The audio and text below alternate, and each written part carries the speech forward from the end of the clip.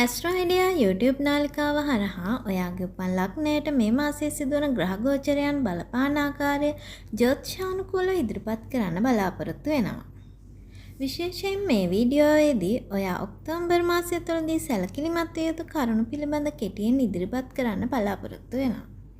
Astro idea YouTube නාලිකාව වෙත පිළිගන්න ගමන් ආදරෙන් ඉල්ලීමක් කරනවා අපගේ නාලිකාව subscribe කරන මෙන්. ඒ වගේම මේ කරුණ ඔයාලට කොතරම් දුරට වැදගත් වුණාද කියලා මාසය අන්තිමේදී කමෙන්ට් කරන්නත් අමතක කරන්න එපා. මකර ලග්නයෙන් උපන්න ඔයා ඔක්තෝබර් මාසයේදී පවුලේ අයත් සමග ගැටුම් ඇති කරගන්න පුළුවන් නිසා ගෙදරදී කතාබස් කිරීමේදී තරහව පාලනය කරගෙන ඉවසීමෙන් කටයුතු කරන්න පුළුවන් නම් හොඳයි.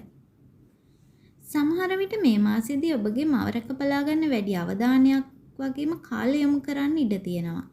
ඔක්තෝබර් මාසයේ පුරාවට ආදායම වැඩි කරගන්න රැකියාව හෝ ව්‍යාපාර කටයුතු සාර්ථකව කරගෙන යන්න වැඩිපුර මහන්සි වෙලා කටයුතු කරනවා.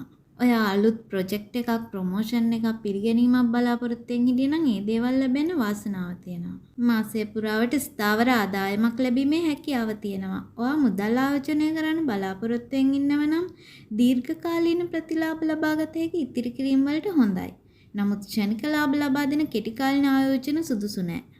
ඔය අනවශ්‍ය ලෙස ණය ගැනීමෙන් වැළකී ඉන්න පුළුවන් නම් හොඳයි. මේ කාලෙදි පරණ ණය ගෙවන්න, බිල් සෙටල් කරන්න වගේ දේවල් කරන්න පුළුවන් නම් හොඳයි. ඔක්තෝබර් මාසයේදී ඔයාලට ස්ථාවර ඉතිරි කිරීම කරන්න අවශ්‍ය වුණත් සමහර වෙලාවට ණය නිසා සෞඛ්‍ය සම්බන්ධ කරුණු වගේම ගමන් බිමන් සම්බන්ධ කටයුතු වලට වියදම් ඉහළ යාම නිසා ඒවා මගහැරෙන්න පුළුවන්. මේ කාලෙදී ඔයාගේ ආගම සම්බන්ධ සාම්ප්‍රදායික විශ්වාස මෙන්ම ගුරුවරුන්ගේ උපදෙස් වලින් ඈත් වෙලා තමන්ගේ ඇතුළතින් හැඟෙන ප්‍රායෝගික අධ්‍යාත්මික දේවල් ගවේෂණය කරන්න පෙළඹෙනවා. ඔයා විවාහ ජීවිතයක් ගත කරනවා නම් වගකීම් වැඩිවීම නිසා වාද ඇති වෙන්න පුළුවන්. ඒ නිසා ඉවසීමෙන් කටයුතු කරන්න පුළුවන් නම් හොඳයි.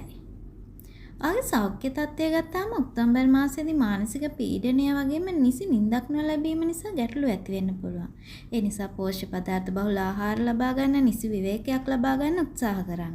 ඒ වගේම බෙල්ල, කොඳු වැටපෙළ, දන හිස හෝ පපුව ආශ්‍රිත ගැටලු තියෙන කෙනෙක් නම් මාසයේ මැද කාලයෙන් පස්සේ ප්‍රවේශම් වෙන්න. මේ පිළිබඳ කිසියම් ගැටලුවක් ඇත්නම් කමෙන්ට් හරහා ඉදිරිපත් කරන්න. ඔයාට ඔක්තෝබර් මාසය නිදුක් නිරෝගී වාසනාවන්ත මාසයක් වෙන්න කියලා ප්‍රාර්ථනා කරනවා.